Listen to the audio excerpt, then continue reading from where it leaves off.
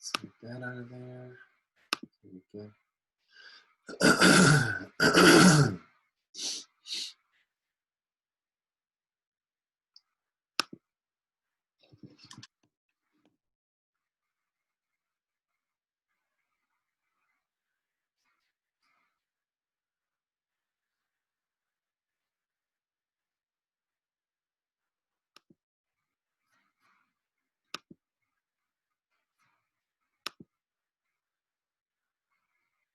All right, here we go. Here we go. Here we go. Good morning. Good morning. Good morning. How is everybody doing this morning? It's 9 a.m. You know what that means. That means it is time. It is time. It is time.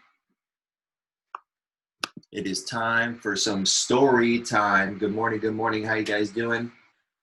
However you're tuning in, if you're tuning in on the gram, you're tuning in on Facebook page 1, Facebook page 2, Twitter, the podcast, wherever you guys are tuning in from. Good morning, good morning.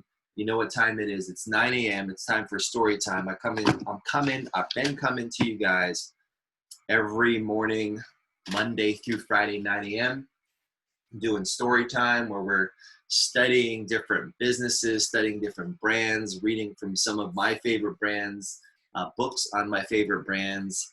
This is going to be we're rolling into episode number 27.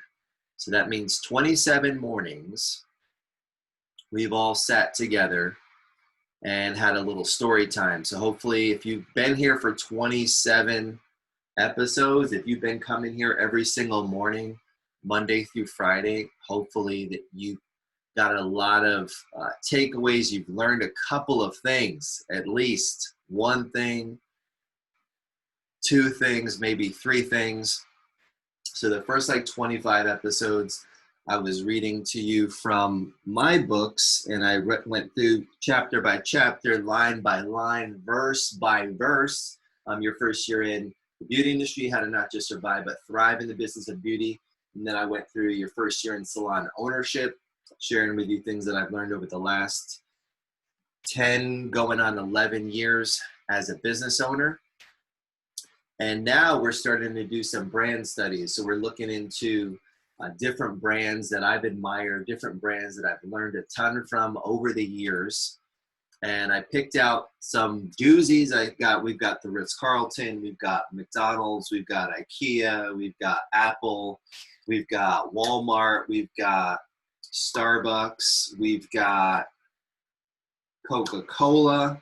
So some of the most iconic and recognized brands, and I picked those brands out because of their longevity, because of their track record, because of the rich history, and really because all of the amazing things that I've learned reading the books and studying those companies.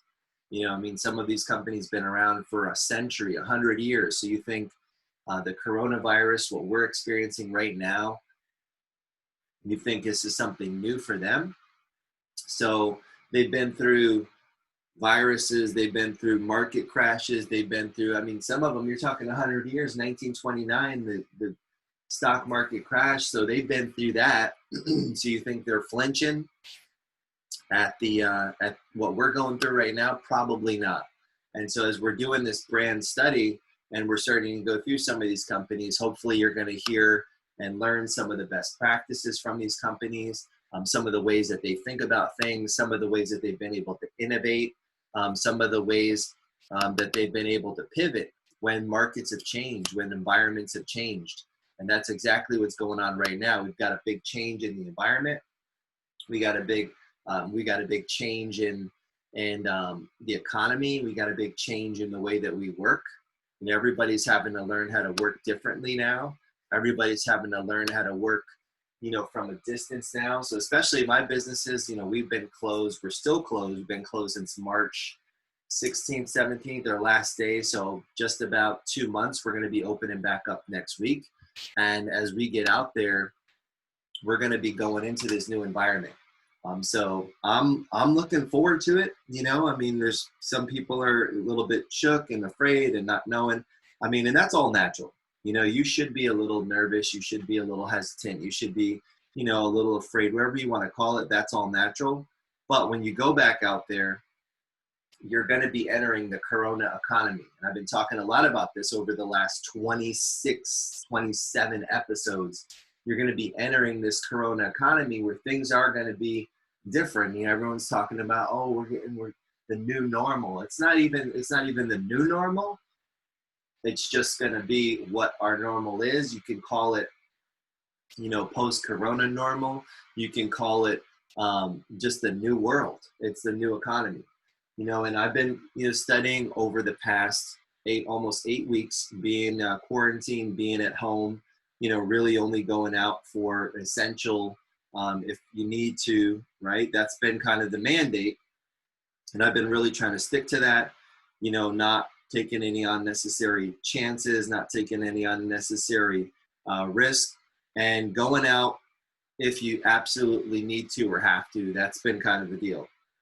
So in and around that, I've been watching and learning and studying all these different companies, and I've been trying to bring, what I've been learning to you guys on StoryTime. So hopefully you're getting some value out of it.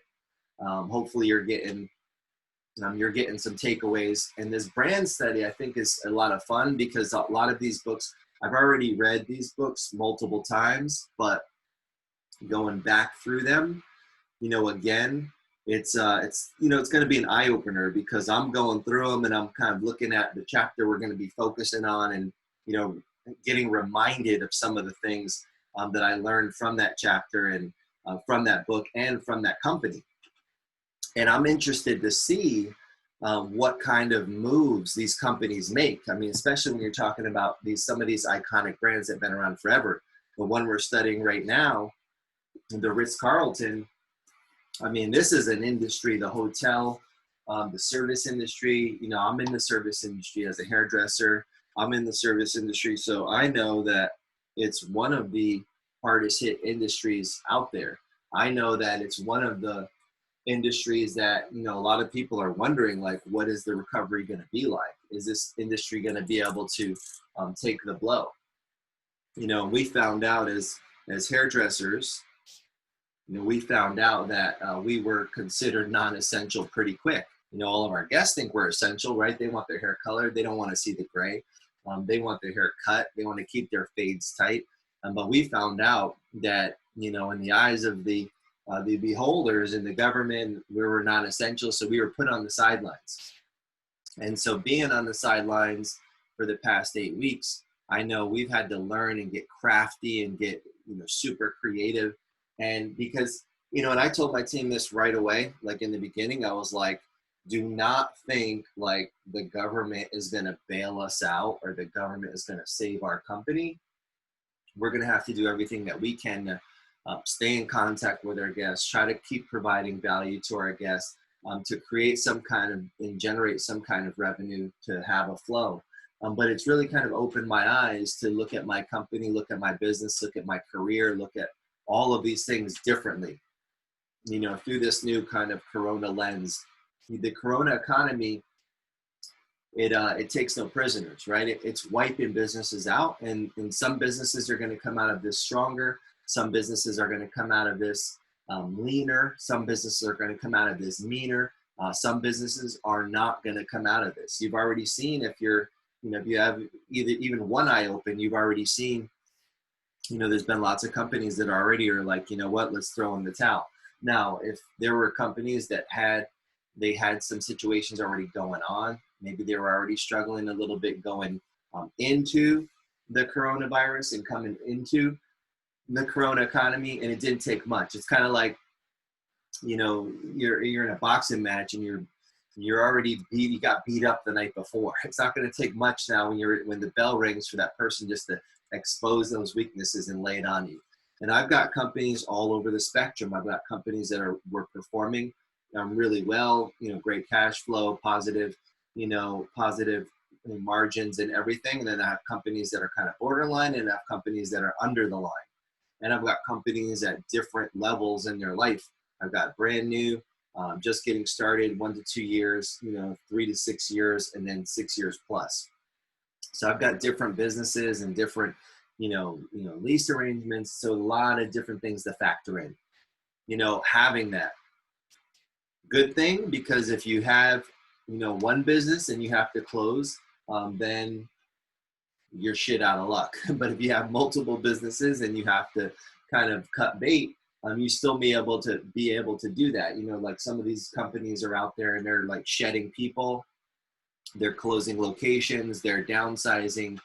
So there's going to be a lot of that stuff going on. So just understand, like, now is the time where, these things, when they happen, a lot of things are going to get exposed. How strong was the business? What kind of position was the business in? Is the business viable? Is it not? So we're going to find out all that. And just because businesses are opening up, that's really just the beginning of the Corona economy. I've been talking about the Corona economy. Now we're seeing how everybody's performing lockdown. We're seeing how everybody's performing opening up. We're seeing how everybody's cash flows, innovations, people creating brand new companies. And there's always going to be companies that shouldn't have existed before that are just going to shutter and be gone. But there's also going to be new companies created during the coronavirus pandemic, during this Corona economy, that don't need to exist either, right? There are going to be fly-by-night operations. People are going to seize on the moment. People are going to try to capitalize on the situation. Those businesses will go away just as quick. So as I'm watching the environment and, kind of getting prepared as our businesses get ready to open, that's the beginning of the Corona economy, because that's when we really start to get this, we can get a view of what's going to happen next. And I was talking to a guy yesterday. I was like, yeah, it's going to take at least 3 to 6 months to even really know what we're dealing with post, lockdown. It's not going to be like, oh, everything's open now, we're back to normal, or we're in the new normal, or whatever they want to call it, branded as whatever.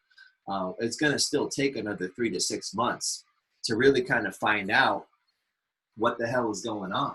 Like, it's not just going to be next week. I won't have anything to report. Next week's going to be our first week open.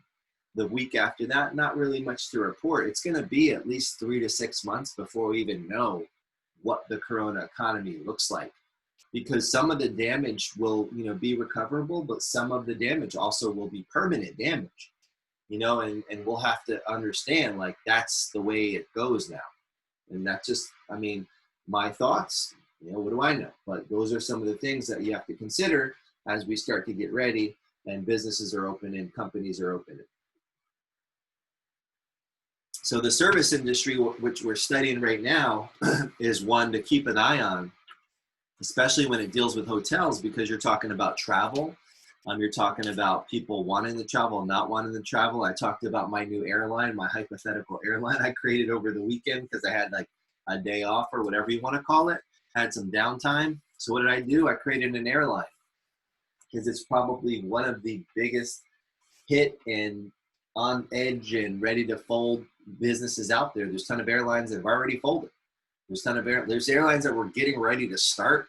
Like 2020 was like, we're jumping off. This is the beginning. And now it's like, oops, it's over. Those places are already done. And then there's airlines that were on the edge that this just kind of knocks them over and they can't recover.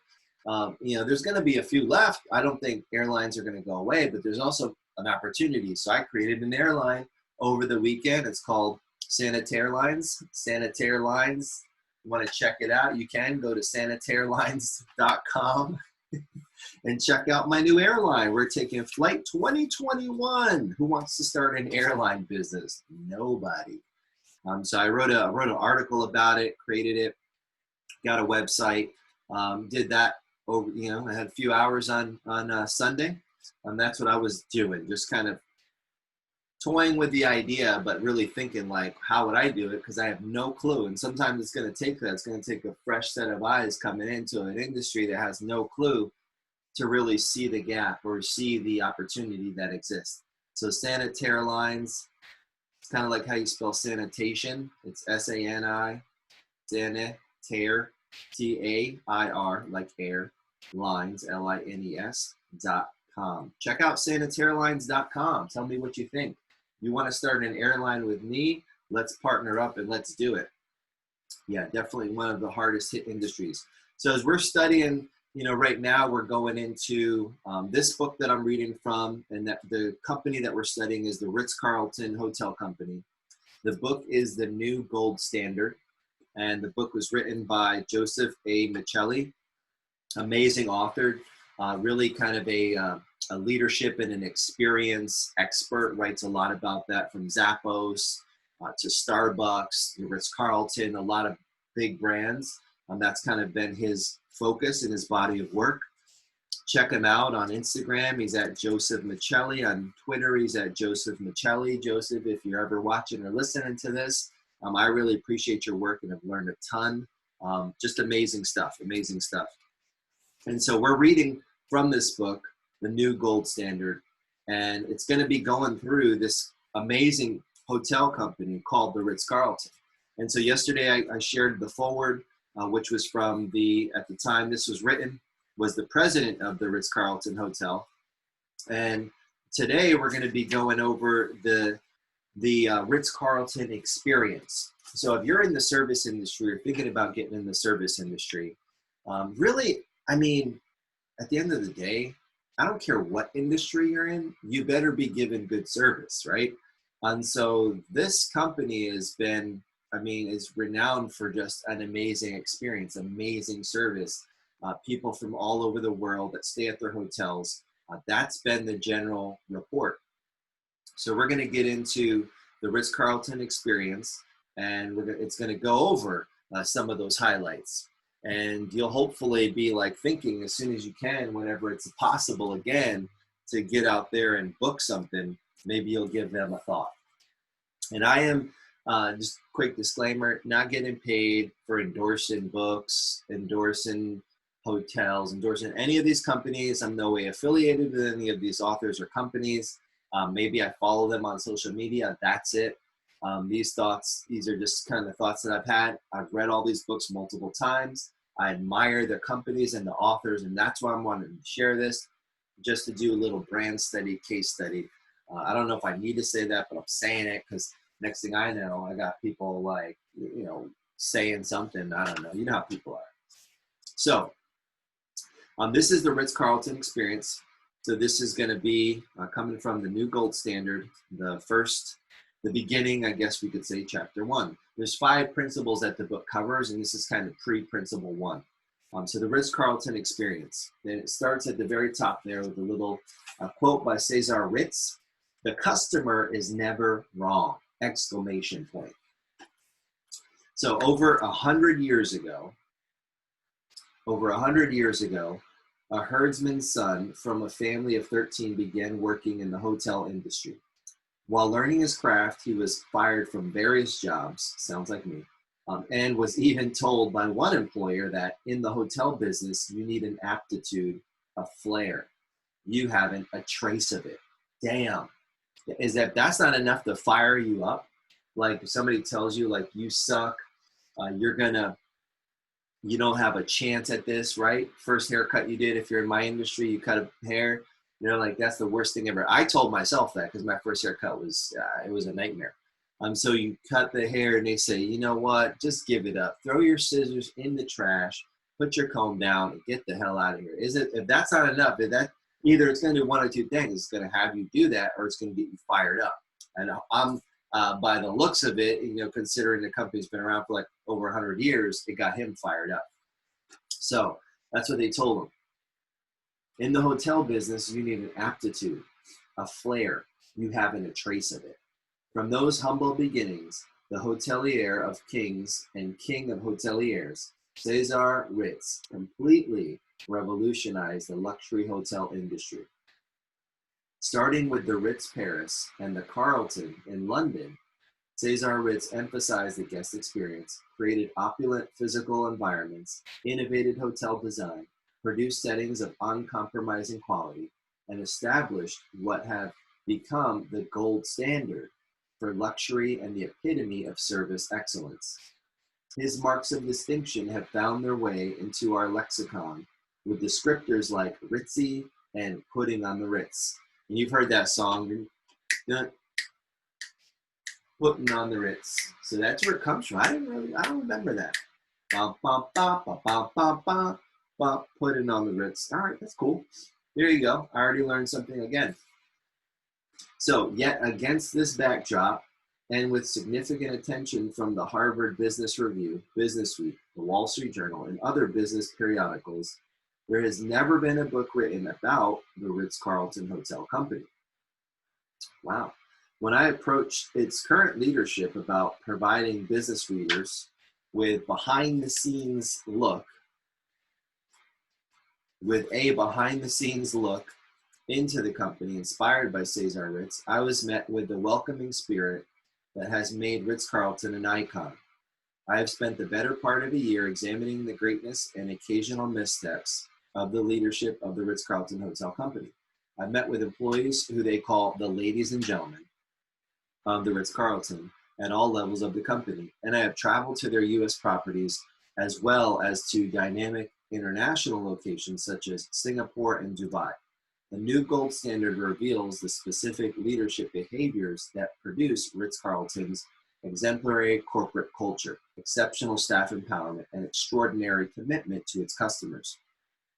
But before we dive into the leadership mechanics of Ritz-Carlton and what you can learn from its unwavering commitment to excellence, let's look at some of the company's prominent achievements. Cool.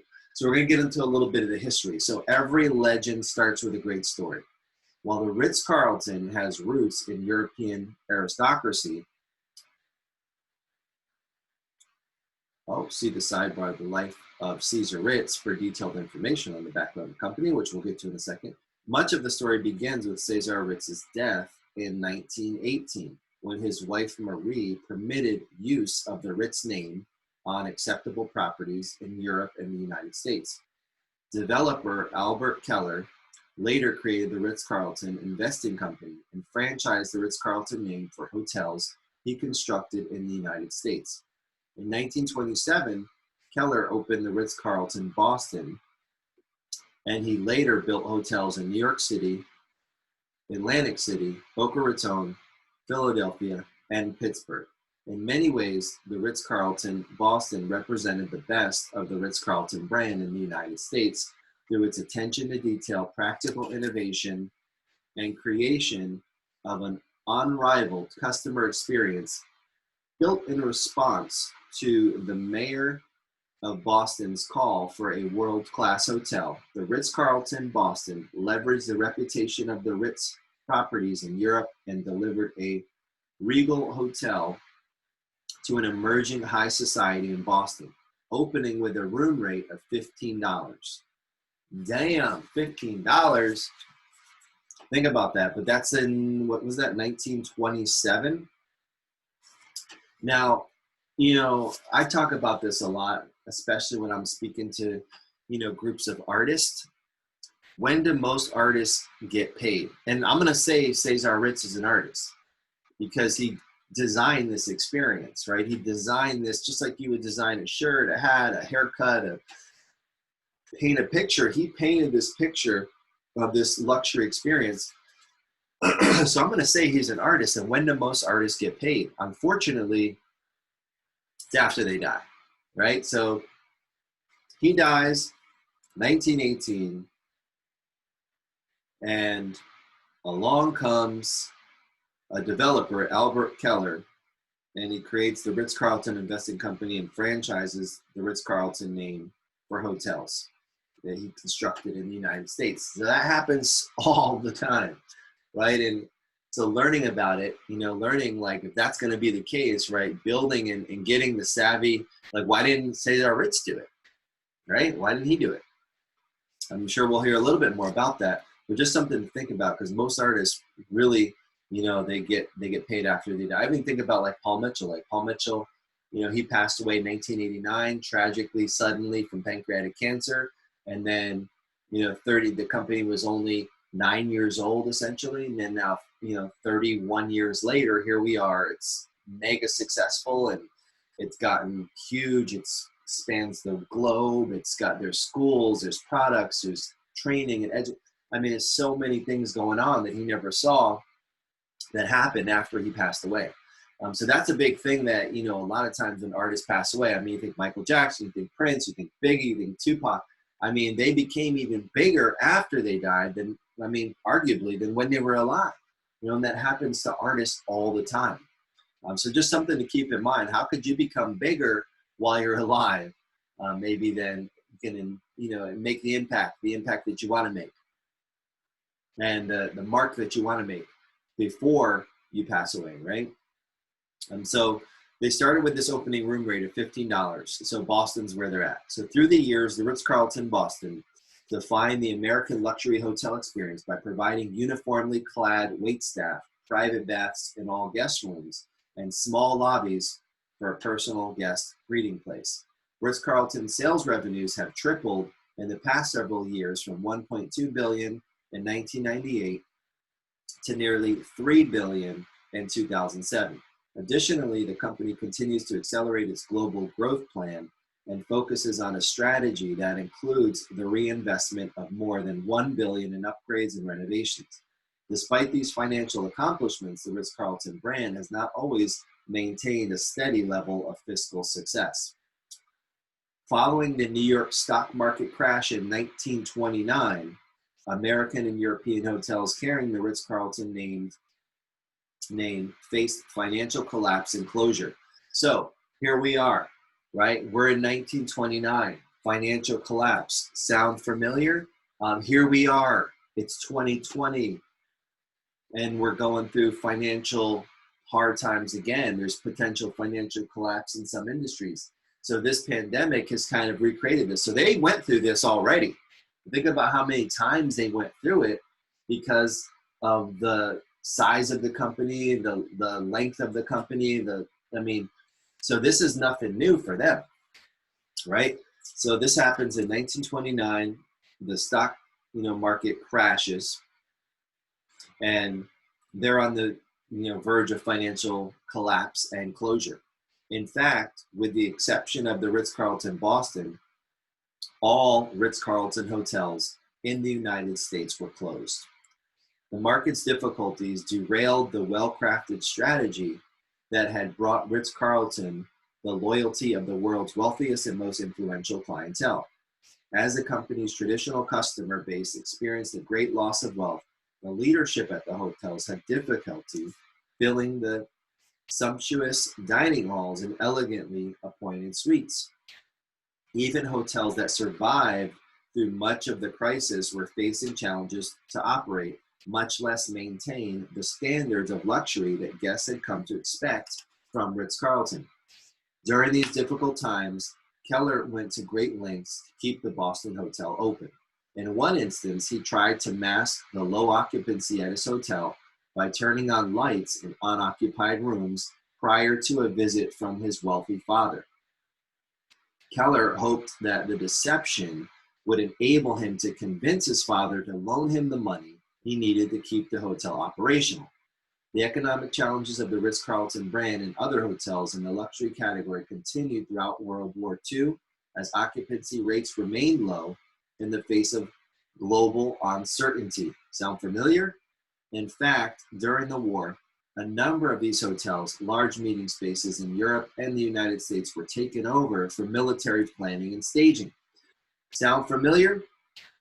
Right? We've seen even in places like in New York City, the Jacob Javits Center, that they've taken over areas to create, hospital beds. So as we're going through these, there's some parallels, and I'm kind of connecting some of these parallels. And I'm sure as you're thinking about this, you're like, yeah. So these businesses, they're going through this again. And 1929 wasn't the first or the last time they went through it. In 2020, if you're going through it, if your business is going through it, it's not going to be the first or last time you go through it either. So that's kind of where things were at in 1929. Now I want to go over Cesar Ritz, give you a little sidebar, the life of Cesar Ritz. So Cesar Ritz was born in 1850 in the Swiss village of Niederwald. At age 12, he was sent away by his parents to learn mathematics and French, which he did with limited success. Lacking a clear direction for his life, his peasant farmer father paid 300 francs to an acquaintance in a nearby town to train Cesar to become an apprentice winemaker. Initially struggling in the hotel industry, Cesar Ritz developed his hotelier skills by working at premier hotels in France, England, and Switzerland, but he aspired to own his own property. Having worked at a poorly run hotel fraught with double bookings and luggage handling problems, Ritz stated, "I did what I could to pacify the clients, but ultimately, I learned the essential attribute of business, diplomacy." After a decade of managing the summer season at the luxurious Grand Hotel National in Lucerne, Switzerland, Cesar Ritz became the general manager of the Grand Hotel in Monte Carlo, where he met the master chef Auguste Escoffier. Together, Escoffier and Ritz opened a restaurant in Baden, which led Cesar Ritz to be selected to manage the newly opened Savoy in London. Customers at the Savoy urged Ritz to open a hotel in Paris. With help from Alexandre Louis Marnier L'Apostole, who was indebted to Cesar Ritz for suggesting the name Grand Marnier for the liqueur that Marnier L'Apostole had invented. You guys know about Grand Marnier. Who doesn't know about Grand Marnier? Isn't that cool? So he invented that. And Cesar was like, hey, you should use that name, Grand Marnier. And boom, there it is. So then Ritz purchased a mansion in Paris and spent 2 years preparing it to be his 210-room hotel. The Ritz Paris Hotel opened in 1898.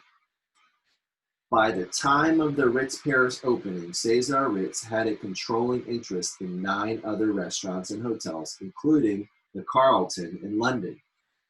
Some of these names, I mean, they still exist. I mean, the Carlton, obviously, Ritz Carlton became the thing, but there's also the Carltons. Whenever you hear that name, it kind of has like this kind of high-end flair to it. I mean, there's Carlton hotels. They just use the Carlton, not maybe any relation to Ritz. I know in Miami there's one. I think in New York there's one. So that name, it carries weight, even if you didn't have the Ritz. I mean, that's the kind of brand that this guy built. Obviously, the major name is the Ritz-Carlton.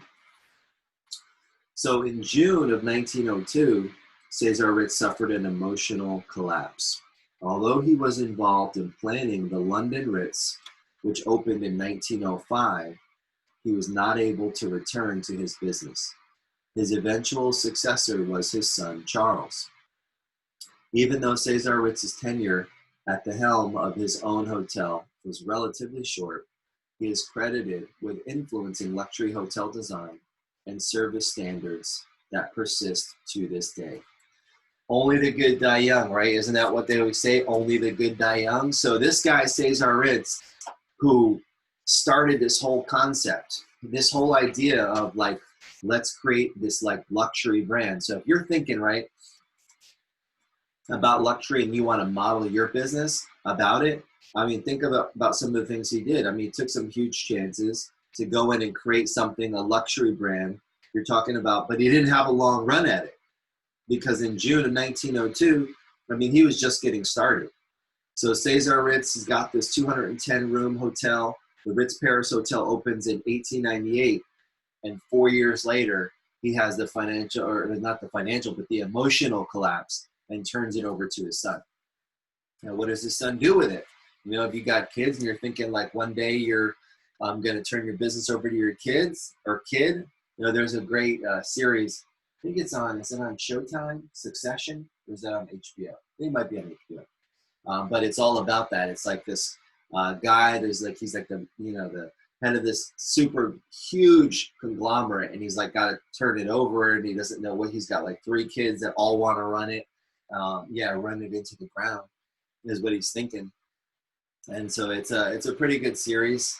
You know, if you haven't checked it out, but look it up, Succession. I think it's on, I want to say it's on HBO. Let's see if it's on HBO. It's pretty good. But that's the same thing you're going to get faced with. If you're building a brand, building a business, like Cesar Ritz, I mean, I'm sure he would have been at the helm until he wasn't able to be there anymore anyway. but he got his run kind of cut short.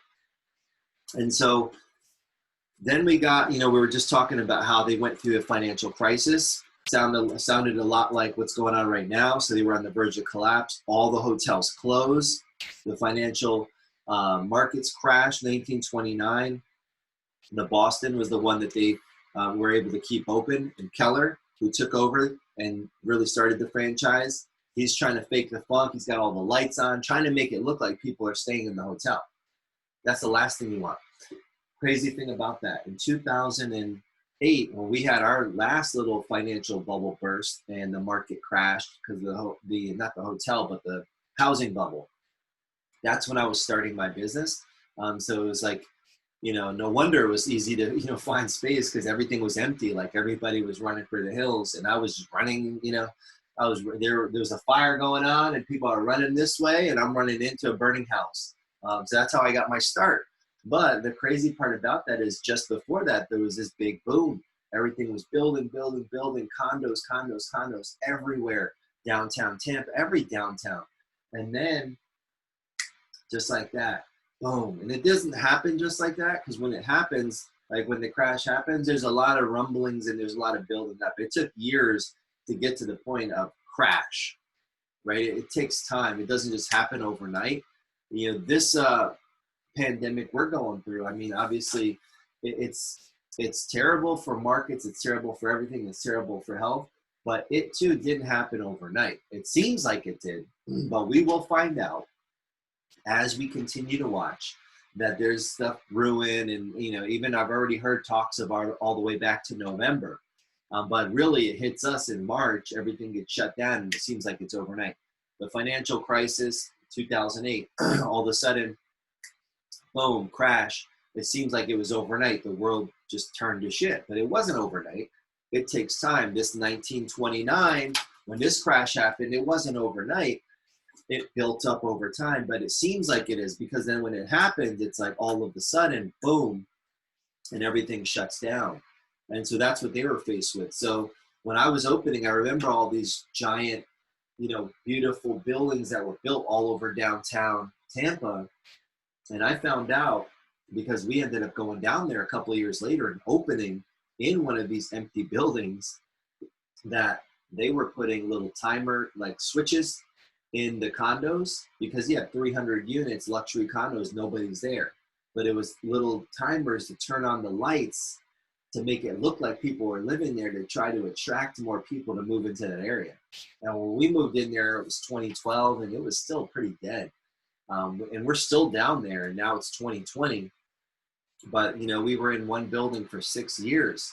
And it took at least 3 years before people started moving in. People were not trying to live in these empty buildings, and so it took a while. So even though 2008, 2009 is when the bubble burst and the crash, there's probably a good 5-10 years before, as it was building, right? It takes time to blow up a bubble, and then it pops. And then it's a recovery. And so we were still kind of in that recovery now. So now here we are again. So the same thing happened here in 1929. Markets crash, world's going to shit, all the hotels close. Keller's trying to hold on to that one Ritz Carlton that's in Boston, and we're heading into World War II, right?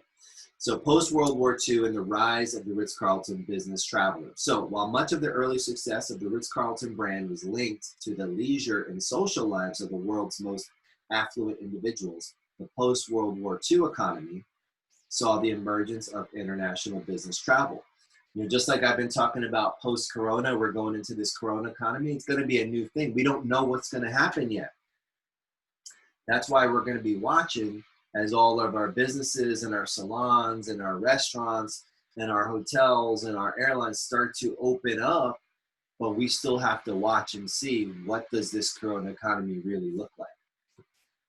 So the business traveler, in fact, during a portion of the time that Cesar Ritz's son Charles served as chairman of the board of the Ritz-Carlton Management Company, 70% of registered guests at the London hotel his father created were Americans staying on corporate accounts. Interesting.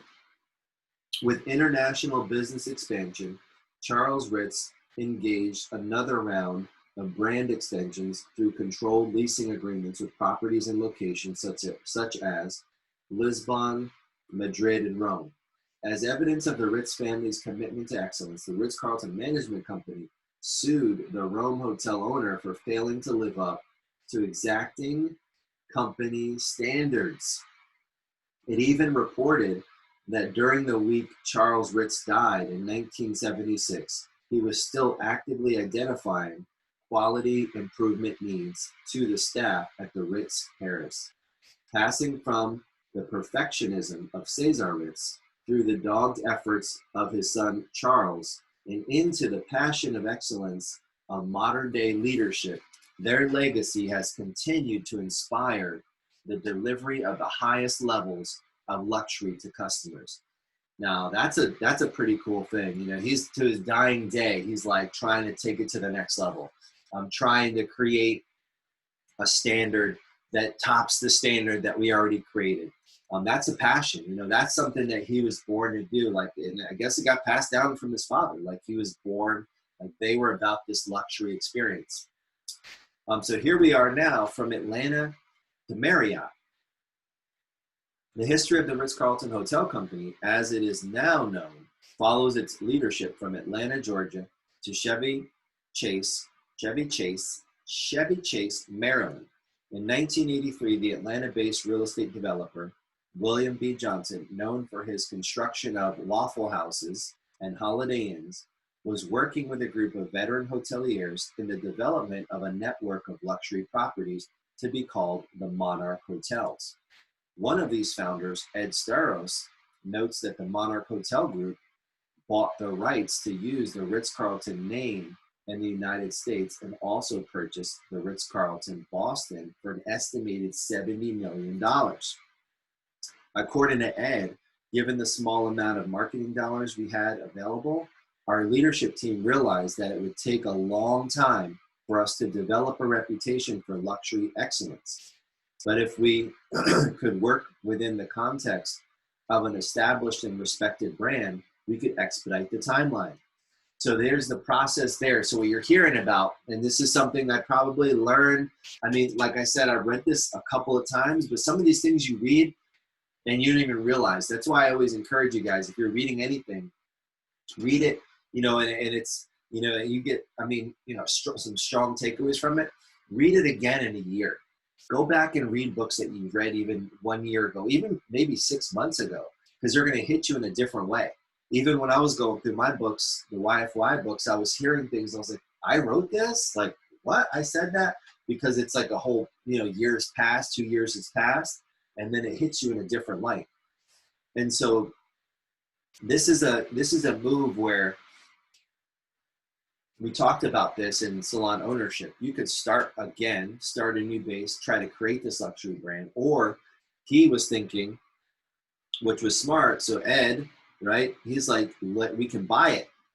You know, we can buy it. Ed Staros looks at this idea, like we're going to start a luxury brand, and finds out that there's an opportunity to buy the Ritz-Carlton rights to use the name that can expedite the process. Smart guy. So back to the story. Johnson soon placed the corporate leadership responsibility in the hands of the inspirational and dynamic president, Horst Schulze, whose charismatic leadership style helped the Ritz-Carlton Hotel Company grow from 4 U.S.-based hotels in 1983 to 40 properties around the world in 2000. Hell of a job, Horst. Good job. However, in spite of Horst's steadfast leadership, an economic downturn, here we go again, an economic downturn from the 1980s cut deeply into the hotel industry with magnified effects on the Ritz-Carlton, giving its aggressive expansion 8 new hotels in 1990 alone. At one point, Horst acknowledged that the company was in default on a loan for $70 million and that it would need to restructure other debts. So, boom, we've already gone through 2. This is, I mean, and there's probably been other little hiccups, But this is the second major one. The Ritz-Carlton was there for the crash. All the hotels closed except one. Now in the 80s, boom. What happened in the 80s? I'm looking at my little timeline of crashes. We got Black Monday in 87, right? So there's the 80s, we went through another one. Remember I was telling you, like, these things are happening like every 10 or so years. So all of a sudden, in 1 year, in 1990, they had, 8 hotels just in 1990 that they grew. But during the 80s, when they went through this crash and this economic downturn, the world got flipped upside down.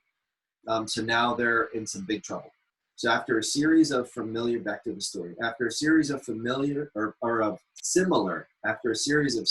financial challenges and crises, Marriott International purchased a 49% stake in Ritz-Carlton in 1996. Today, the Ritz-Carlton Hotel Company is a wholly owned subsidiary of Marriott International, and the parent company has given the brand access to vast economic and support resources. Yet, despite this change in ownership, as well as the relocation of the corporate offices to Chevy Chase, Maryland, Ritz-Carlton's leadership and management culture has remained strikingly autonomous and independent, which is awesome, because if you're building an amazing brand and you have that autonomy, you want to keep it. We're going to study as we get into some of these brands, and we get into some, tech. We got Facebook, Amazon, Apple's already on our list. Instagram kind of reminds me of Instagram. Instagram got bought by Facebook, but they still kind of remained autonomous and were able to build their company within a company. So that's kind of what it looks like happened with the Ritz when they became part of Marriott. Back to the story. Even with its early history of financial difficulties, the Ritz-Carlton Hotel Company has grown as of January 2008 to manage 69 hotels worldwide. Approximately half of the Ritz-Carlton properties are in the United States, and the other half are in business and resort locations such as China, Egypt, Indonesia, Russia, and South Korea. By the year 2011, Ritz-Carlton is poised to have 100 properties worldwide. The company is also experiencing additional growth in new product lines, including its residences, clubs, and other fractional ownership properties, and it is also widening its global footprint in emerging markets such as India. So this is all going on. They're expanding. We're going to have to definitely do a follow-up and find out where the company is at, like what's going on today, because I'm wondering, where things are going to be at with what's happening now and then moving forward. But that was as of 2011. So back to the story. Names and faces may change, but quality endures. Facing struggles, stumbles, and transitions, Ritz-Carlton leadership has been steadfast in its commitment to service and quality. Even during some of the financial challenges of the business's life cycle, Ritz-Carlton continued to be recognized across multiple industries for its consistent excellence. While many leaders would have taken a defensive position during economic threats, allowing cost containment to cut deeply into the level of products and services delivered, the leadership at Ritz-Carlton set out to benchmark its practices against the most quality-driven companies. They did this by measuring and improving quality through the Malcolm Baldrige National Quality Award evaluation process, a program that allows businesses to benchmark against other recognized world-class leaders. Interesting. Ed Staros, one of the original group in Atlanta that developed the Ritz-Carlton Hotel Company, notes, I remember in the late 80s, there were economic concerns and other hotels were doing things like cutting out mouthwash and changing the flower arrangements. Horst Schultz was adamant always that we weren't going to cut costs and maintain any lasting success. So Horst is like, all right, all these companies are doing this, all these companies are doing that. So this kind of sounds like where we're at right now. They're coming out of this financial crisis, or they're going through this financial crisis, and he's looking around at all these other businesses, and they're all cutting costs, figuring this out. I'm a business owner. I know a lot of you guys, whether you're on Instagram, Facebook 1, Facebook 2, Twitter, wherever you're watching or listening to this, are business owners, and you happen to think, like, I haven't had any revenue in like 2 months or whatever. So what am I going to do? So this is what they were going through, right? History, guys, that's what it's about. So now they're coming out of this, and the Ritz-Carlton's like, yeah, we just had to close a bunch of hotels. We're going through all this. And Horst is like, listen, they're adamant that we're not going to cut costs and maintain any lasting success. He's like, that's not going to happen. If we start doing what they're doing, we're not going to be able to stay on top of our game. We're not going to be able to maintain the level that we're trying to maintain. So just because the economy, back to the story, just because the economy was bad, it didn't mean the guests didn't want mouthwash, right? Think about this. I mean, this is like right on point. Rather than cutting back, we wanted to become more efficient and even improve our product through total quality management.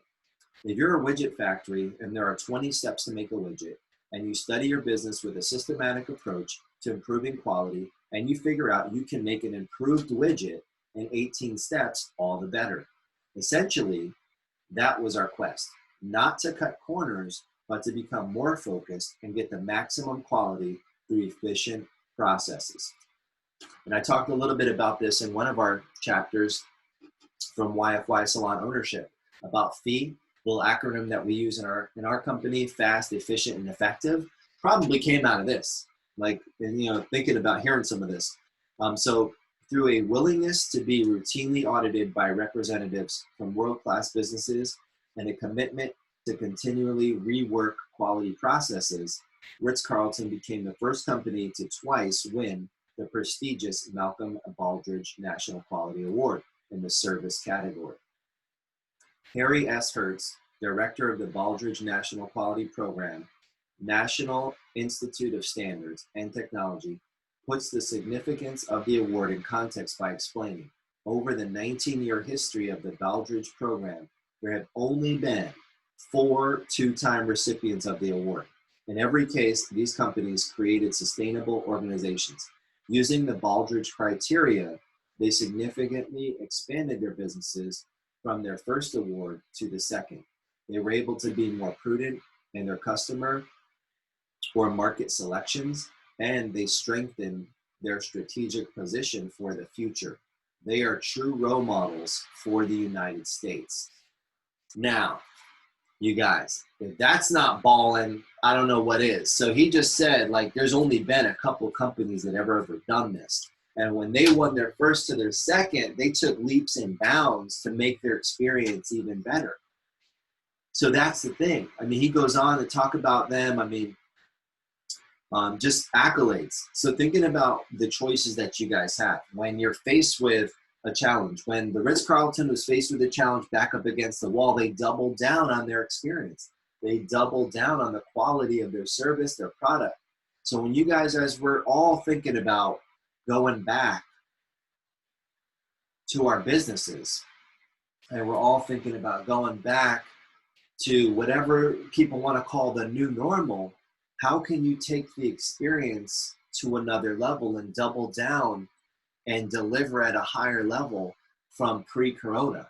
Because in the corona economy, people aren't looking to cut back, right? They're looking, to be more, and we all need to think about that. How can we be more efficient? How can we be more productive? How can we deliver a better guest experience? How can we deliver a better product?